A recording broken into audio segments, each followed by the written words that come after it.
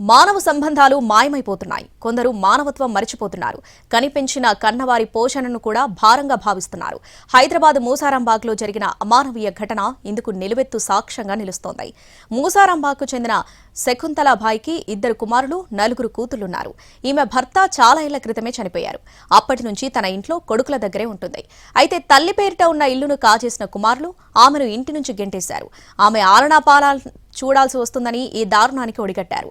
దాంతో ఆ వృద్ధురాలు సైదాబాద్లోని చిన్న కూతురు దగ్గర ఉంటుంది. తన బాగోగులు చూడని కుమారులు తన ఇంట్లో ఉండొద్దని, తన ఇంటిని స్వాధీనం చేయాలని హైదరాబాద్ జిల్లా ఆర్టీఓను 2024 ఫిబ్రవరిలో ఆశ్రయించింది.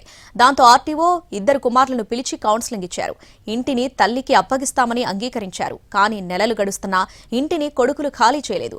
దాంతో సైదాబాద్ తహసీల్దార్ జయశ్రీ ఇటీవల ఫైనల్ నోటీస్ జారీ చేశారు. ఇల్లు 2 రోజుల్లో ఖాళీ చేయకపోతే సీజ్ చేస్తామని హెచ్చరించారు. గడువు ముగియడంతో సిబ్బందితో ఎంఆర్ఓ శకుంతలాబాయి ఇంటికి రావడంతో అప్పటికే కుమారులు ఇంటికి తాళం వేసి పారిపోయారు. మొత్తానికి రెవెన్యూ సిబ్బంది ఇంటిని సీజ్ చేయడంతో వృద్ధురాలితో పాటు స్థానికులు హర్షం వ్యక్తం చేశారు. मेरे बच्चे नहीं देखे बेटा, गालियां गाली दे रहे। मैं निकल जाओ घर में से, बोलो तो हमारा घर बोलते।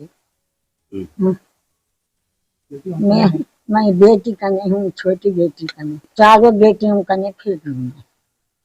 हम बनाए, हम लगाए। मेरा रियासतपुरे में घर था, वो बेच के यहाँ बनाए। वो मुसलमानी बस्ती थी, बच्चे है बोल के खाली करके यहाँ को आए हैं। ఆమె ఇంట్లోకి ఇల్లు కొట్టేసారు. ఉండొద్దు, అది ఇది మా ఇల్లు, మేము కట్టింది, మేము కొన్నాము. ఆమె పేరు మీద ఉంది ఇల్లు.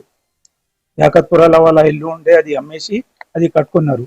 అది సరిగ్గా చూస్తలేరు. తిట్టడము చేయడం వల్ల ఆమె బర్దాష్ చేసుకోలేదు.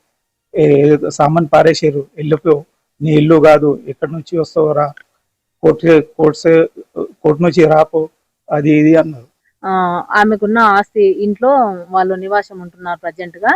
కానీ ఆమెని చూడడం లేదు. ఆమెను గెంటేసి ఆమెను నానా రకాలుగా బాధ పెట్టినందుకు ప్రస్తుతం ఆమె చిన్న కూతురు దగ్గర సైదాబాద్ లో నివసిస్తుంది. మేము వచ్చేసి ఒక 1 రోజు టైం ఇచ్చాము, ఖాళీ చేసుకోండి ఇల్లంతా, ప్రాపర్టీలు తీసుకోండి అని అంటే అలాగే అన్నారు. నైట్ వాళ్ళు ఎక్కడ వెళ్ళారు, ప్రజెంట్ గా లాక్స్ పెట్టారు 2 కుమారులు. 3 days లో మీరు ఖాళీ చేయకుంటే మేము దాన్ని సీజ్ చేస్తామని కూడా బిఫోర్ గా నోటీస్ ఇవ్వడం జరిగింది. నోటీస్ ఇచ్చిన ప్రకారం కూడా వాళ్ళు అసలు రెస్పాండ్ అవ్వలేదు. ఈ రోజు ఆ ఇంటిని సీజ్ చేసేసి వాళ్ళ శకుంతల వారికి మేము ఇల్లుని హ్యాండ్ ఓవర్ చేస్తున్నామండి.